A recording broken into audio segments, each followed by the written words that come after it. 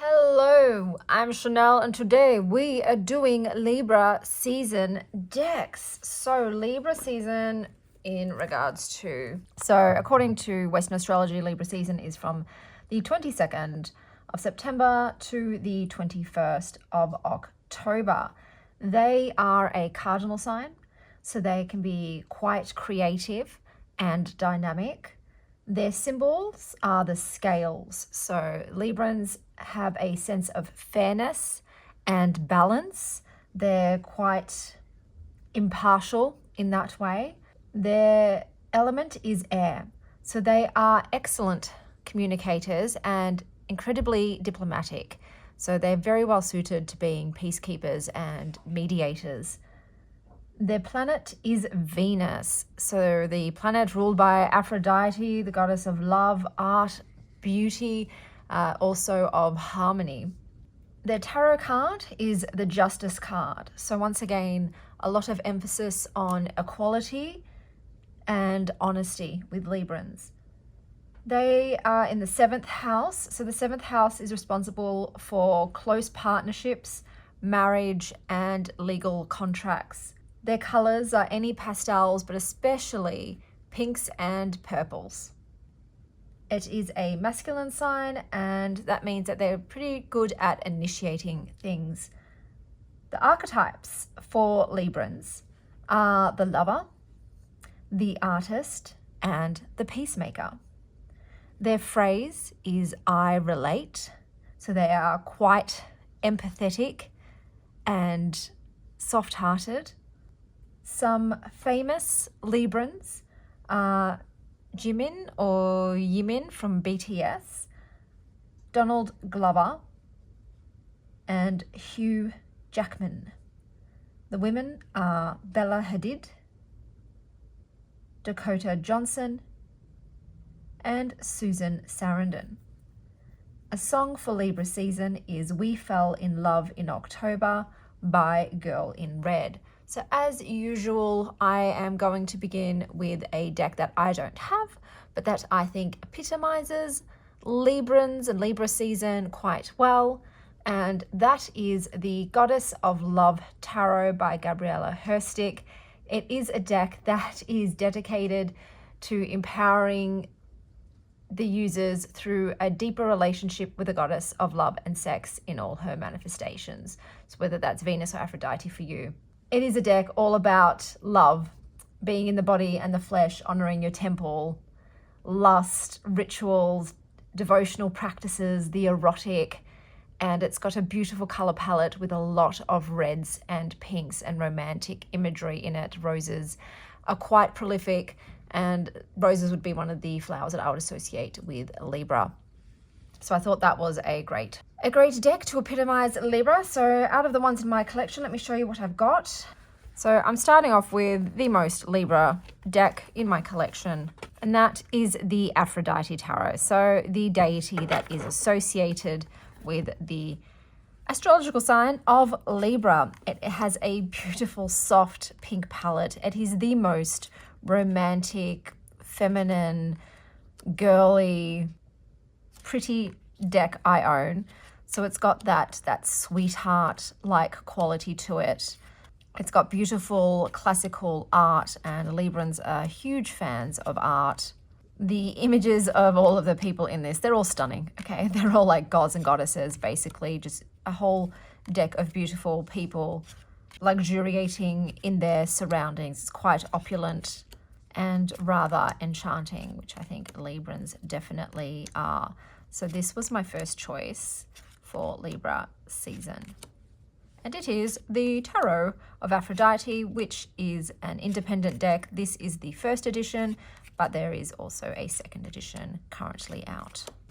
And this is the second deck I have chosen, and in here we have the Noble Moon Tarot. So you can see a theme. You can see a very flowery theme, because I think Librans love flowers. In the Southern Hemisphere, Libra season is in spring, but I know in the Northern Hemisphere it is autumn. But once again, it's full of purples and pinks and pastels and lovely, lovely ladies. This one is more of a, I think it's collage deck, so a different type of artwork. But I think it's quite striking. There are some femme fatale images in this. I think Librans can be quite seductive. Like I said, flirting is in their nature, whether they mean to get someone on their hook or not. They just can't help themselves. There's also a gracefulness to this deck, and I think Librans are quite graceful. And I feel it's almost an idealistic deck as well. But I'd say I forgot to mention some of the more darker Libran traits, and I think they would be, I guess, the one that people most associate with Librans is indecisiveness, but there's also quite risque, sort of people-pleasing nature, maybe a little bit of sulkiness, and sometimes a little gullible, because they are very trusting and honest, and therefore they can be quite gullible. But this was the Noble Moon Tarot. So next up, in a purple bag, we have the Tarot of Her. So this is a really cool round deck, and I think the shape of a round, just to me, is very agreeable. There are no sharp edges. It's not hurting anyone. It doesn't want to hurt anyone. It is a conflict avoidant sort of shape, which I think Librans are. So these are the backs. This is an independent deck, as was the Noble Moon before. This one is also tapping into that sort of goddess-like energy. And this one's got a bit more of a whimsical feel, because I think Librans are incredibly whimsical. I think when I think of Librans, I think of, fairies, okay?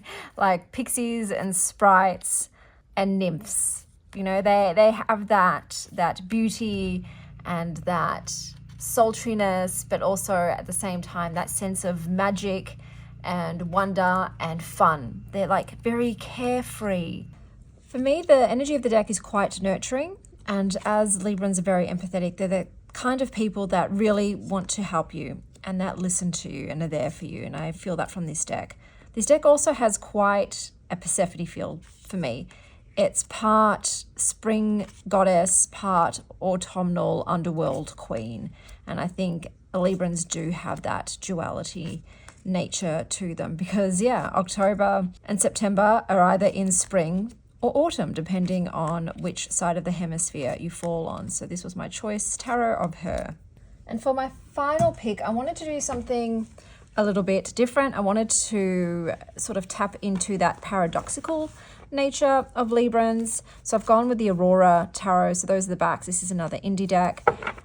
Because yes, whilst you might associate pastels and frivolity and flowers and a carefreeness with Librans, they also have a depth, and they also, there's vanity there. There's a love of luxury and riches and finery. It's that whole appreciation of beauty and art and sensuality in them, being with the planet Venus. And I think this deck does play to that sort of side and that nature. It's stunning, and it's a Marseille deck, so it is a pip deck, but they're just so rich and lush and gorgeous. It's a very beautiful deck, and it also just reminds me of that whole, and it also harkens to them being an air sign, and that intellect that is there. This is a different system, and so with different systems you have to learn new things and study them and stretch your brain a little bit. So this is the Aurora Tarot. Now, with Oracle decks, I also wanted to start with a deck that I don't have, but that I felt epitomizes Librans so well, and it is the Love Oracle of Eden. So this is a deck that features romance angels. So these absolutely gorgeous, ethereal, majestic, enchanting beings that are sensual and elegant and divine, and inspired by Renaissance and classical art, which I think is very much up Librans' alley. And I just thought it was gorgeous and definitely had to warrant a mention. Now, a deck that I just got in is the Cosmic Pearl Oracle, and I literally did buy it for Libra season. I saw this somewhere. Oh my God, I'm going to have to take another break because I don't want you to have to listen to that. Okay, hopefully they're done. Look, there's some minor noise now out there. Someone else is doing gardening, but I've been waiting an hour and a half. So, like I said, this popped up on my Etsy feed, but I'm pretty sure I have seen this I have a feeling it was BB from Pure Red Velvet, but I'm not 100% sure. But this is an indie deck. It's got a beautiful rose petal finish. And the aesthetics in this are gorgeous. It is so romantic. It's so ethereal. It's so on point for Libra. It's got a very harmonious color palette to it. It has this real calmness and peaceful like quality. It's very elegant and super aesthetic. I think it's got a very aesthetic look to it, full of attractive people. I feel like Librans are very forgiving people, and I feel like this is a forgiving deck in that there is no harshness here. It's incredibly soft-hearted and polite. There's like a politeness to it. I think Librans are very, very polite. But like I said, the biggest thing is just so incredibly romantic, and it's got this, you know, goddess, but fairy, but angelic-like quality to it. It's magical and stylish and utterly enchanting. I think it's an excellent Libran oracle, and it is called the Cosmic Pearl Oracle. The next deck I have is the Flowers and Feeling Oracle. It is just an explosion of florals and almost like cottagecore like imagery. We've got beautiful backs. It's very lush and very, very pretty. So once again, it's got a lot of pastels in it. There are some darker hues, but there are a lot of pastels, which I think fit the vibe. It's called Flowers and Feelings. And I think, you know, with the feelings, Librans, they can feel the vibes. They are the vibe checkers. They can tap into what people are feeling, what their emotions are, what their energy is, and their desire to be of assistance, to help, to bring harmony and balance to other people is incredibly strong, and this deck is also great for doing that. It's a bit of a cheerleader deck as well. It's really encouraging and supportive in a caring, compassionate way. I think it's very pretty. It's got like a laid back quality in terms of the artwork. There are no faces, so for people who don't like faces, this deck is great for that. It sort of helps with the easygoing sort of energy to it, so it's not confronting in any way, because Librans don't like confrontation. They are conflict avoiders, and that's why I have picked this deck, and it is the Flowers and Feelings Oracle. And my final pick, so I've picked one that I am absolutely gaga over. I have tons of Libra placements in both my Western astrology and my true sidereal birth chart. It's just Libra everywhere. And I have picked the Evidence-Based Magic Oracle. I'm just obsessed. I am absolutely obsessed with this. I think it is stunning. It is breathtaking. It is absolutely absorbing. I die, honestly. And it is one of my most beautiful decks. So I had to show my most beautiful deck because this is the sign of beauty and art. And my God, this is art and beauty. But this deck is also very escapist. I feel like Librans live in a romantic fantasy world in their heads. They're probably the ones that, get a bit carried away with their romantic daydreaming, and not super realist. That's where the idealism comes into play. But this deck to me is definitely an escape into fantasy, and it's just so evocative and enchanting. It has that more seductive nature to it. The use of color is just phenomenal. There are a lot of purples and pinks in this, but it's just fucking gorgeous, man. And I could live in this. Like, I just want to drown in it. It is a feast for the eyes. It's so creative in terms of the titles of the artworks and their meanings. It absolutely just charmed my socks off. It made me fall in love with it instantly. I think Librans are great at getting people to fall in love with them, whether they want the person to or not.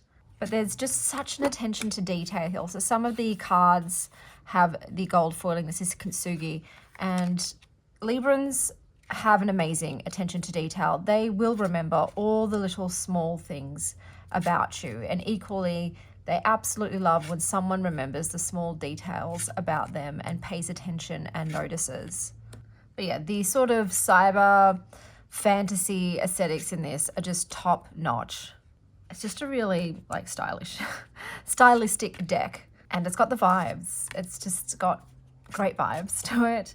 It's very luxurious. The cardstock is amazing and the gilding's gorgeous. Like I said, the foiling on some of the cards, just perfection. But there is also this sort of elegant quality to it. Like it's refined in its own way. But yeah, these were all of the decks for Libra season. I'm aware that in true astrology that there is another sign, Fucus, I think it's called, but unfortunately at this point in time there are no memes or boards or images for a Fucus, so I'm not going to do it. If it becomes a widely accepted star sign, if Western astrology brings it into its ranks, I will do a video dedicated to it. But otherwise, yeah, this was the last one in my astrology collection. Thank you for coming along with me on this journey from an absolute noob when it comes to astrology, just wanting to play around with decks. So as usual, I'm going to end this video with a 1-card pull reading for Libra season. Okay, so for the 1-card reading, I've decided to use the Magical Spirit Oracle by Alexis Racun because I feel like it's also got Libra vibes, and after looking at the video I realized I forgot to do one more oracle. My bad, guys. This whole filming of this was just full of errors and tribulations. So we've got for Libra season, Sweet Oblivion, Uncertainty, Fate, the Void, Humor. Affirmation spell, I am freely floating amid the beautiful cosmos. Sinking into the unknown, trusting in your own free will in combination with fate, the sorceress who embraces the power within the void. Sometimes it is okay to be lost and have no answers. Sometimes the best adventures happen when we don't know where we're going. Sometimes the greatest love is found when we aren't looking for it. Such is the power of destiny. Ironic humor, the great contradictions. There is a choice to be made when we are floating amid the great expanse of the cosmos. Will we choose freedom or will we choose fear? One empowers while the other disempowers. Perhaps the ultimate choice would be somewhere in the middle. Maybe this is what living with bravery means. The hero often has no idea what they are doing, yet they take on a courageous role. They meet it head on. They do the best they can with what they do know and integrate what they find out along the way. The Sweet Oblivion card reminds us that nobody really knows what they are doing. How could they? We were not given a manual for exactly what to do in our lives moment to moment. We are just here to live, not to solve the totality of the great mystery. Rather, we're here to experience it, to evolve with it. Our human mind mistakes knowingness for safety and peace. It values cosmic order over cosmic chaos, but both are essential. When you pull the Sweet Oblivion card, it asks you not to compare yourself to others. It reminds you to not be fooled by how others may present themselves in the world. The confidence another displays means nothing about what is within them. A seemingly insecure person could have far more understandings than someone who boasts and brags. Humankind is simultaneously lost and at home within the universe. We have no idea what we are doing, only that we must evolve toward a higher state of being, that we are souls connected to one great spirit. Manifestation enhancer. Notice the ways in which you feel you are missing something that others have, or when you feel everybody else knows something you don't. Reassure yourself kindly when you recognize them. Deeply breathe and affirm to yourself, it's okay. Nobody really knows what they are doing. Take your life day by day, step by step, and trust the journey just as the hero does. So that's everything for a Libra season. Until next time, stay wild, Star Child.